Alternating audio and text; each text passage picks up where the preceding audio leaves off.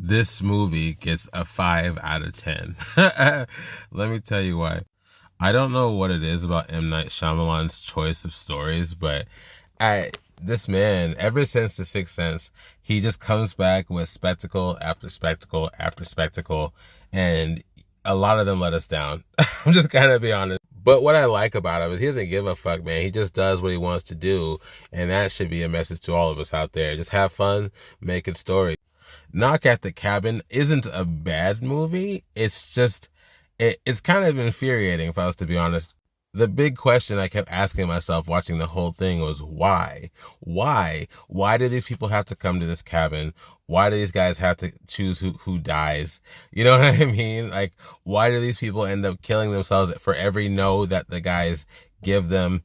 I know some of you are saying, because God told them to. And you know what? I just want a better answer than that. I really do.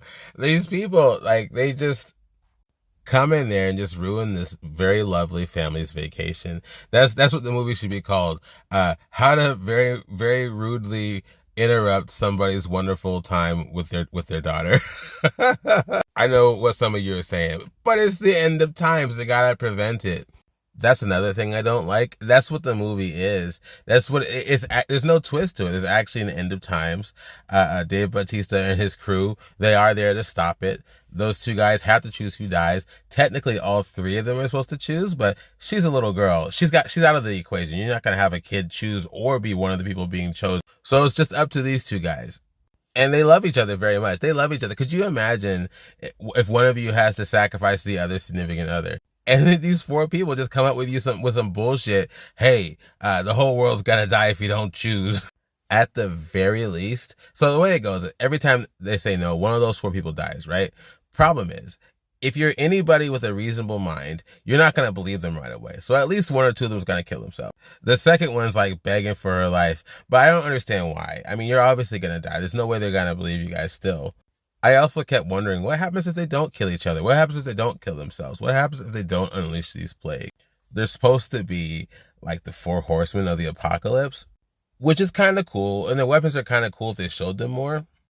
But they don't really come into play all that much. I mean, yeah, they use them to defend themselves and to kill each other with, but you don't really get to see them, not really.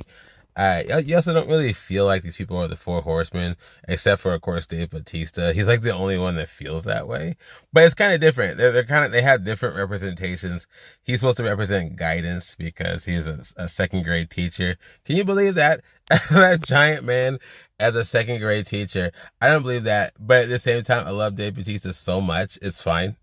They also have a nurse, I think like a post-op nurse. And then you have a line cook. Who's supposed to be about nurturing. The nurse, what is it, like caregiving or something like that? And then the last guy, I don't even know what he is. He does play Ron Weasley in the Harry Potter movies, but he's supposed to be Malice, which is weird. He's like the only mean one. And there's a point here where it does seem like it could be out of bigotry. Like they chose this family because they were a gay couple, but it's very thin. I don't believe that. I've heard some people giving reviews say that they feel like this is just kind of like a anti-woke propaganda kind of a film, but I don't feel that way. This God in this film is an asshole. Just to be real. Like I don't feel like there's any kind of positive message here saying, hey, you need to be more open to religion and less woke or anything like that. It's not what comes off. What you have here is you have a God that's basically saying, hey, you lovely couple, you lovely dudes that are just in love and just trying to have a good time with their daughter. I'm going to make your day really fucking miserable. And if you don't do what I ask you to, if you don't kill one another, I'm gonna destroy the whole world. You know what I mean? Like that's the God there. I don't know if that's what M. Night Shyamalan is going with. I don't think he's going there. I think he's asking. I think he's trying to paint a picture. My fiance, she told me this looks to be the next sacrificial, kind of like how Jesus sacrificed himself for our sins. Apparently, they've been doing this with families. It seems like they've been doing this for some time. We don't know. And we have this new family up to bat, kind of a thing. I'd still say check it out at least once. It's a movie that talk about at the water cooler kind of a thing. So let me know what you think and have a good day.